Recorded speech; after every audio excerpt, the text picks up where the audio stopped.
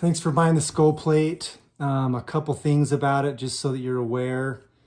Number one, I mean, obviously the rack hub can come out. When you pull it out, you can just dry fit your antlers to kind of see how close the angle of the pedicle is for what you're trying to set up.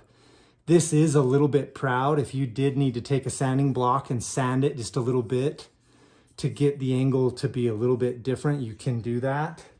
Also keep in mind that really this doesn't really matter, in that you could grind this all the way down, gone, and it wouldn't matter in the mount because the hair, you know, can cover that up. So this isn't, you know, aesthetically it's there, but it doesn't really even need to be, in the fact that the rack hub is going to lock in place and hold that antler where it needs to be. So if you want to, you can dry fit the antler, kind of see where it's going to be.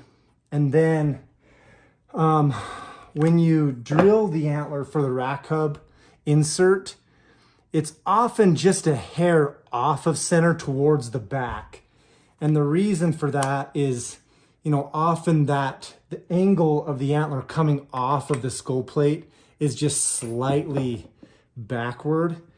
That's exaggerated, but it just depends on how you drill that hole. If you drill into your antler straight like this, then it's gonna be pretty dead center in the base, your hole that you drill. But if you angle the hole with the drill bit like this, that doesn't matter, because because the ball joint, you can still move it and manipulate it.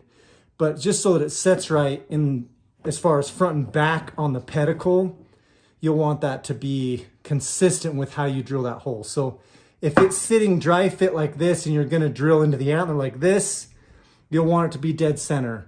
If it's sitting on here like this and you're gonna drill kind of back like this, then the pin on the rack hub will be angled backwards, and you'll want that hole to be a hair backwards off of center, if that makes sense. So yeah, just drill this, the depth of this hub or a little bit greater. This just taps in, but before that I countersink the top of this, because this insert is actually larger here than here, and it will be sticking out. And for a traditional rack hub, that's great, but to put it inside the antler, we like to countersink that a little bit with a bigger drill bit just right here at the opening. And then that insert just taps in with a hammer. And then what I do is I finger tighten the thumb portion of the bottom of this hub and get it, you know, fairly tight actually.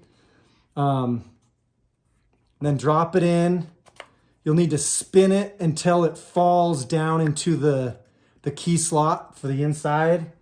Put your antler on and get it to grab and fall into place. You know, move it around, get it where you want it. Once you have it where you want it, carefully just pull the antler back off, pull the hub back out, take the Allen key, set the set screw so that it's tight.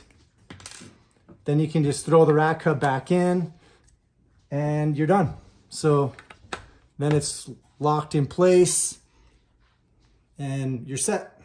So anyways, hopefully that makes sense. If you have any questions, don't hesitate to call me. I'll throw you my phone number on there, and you can just give me a call if you have any questions. Thanks.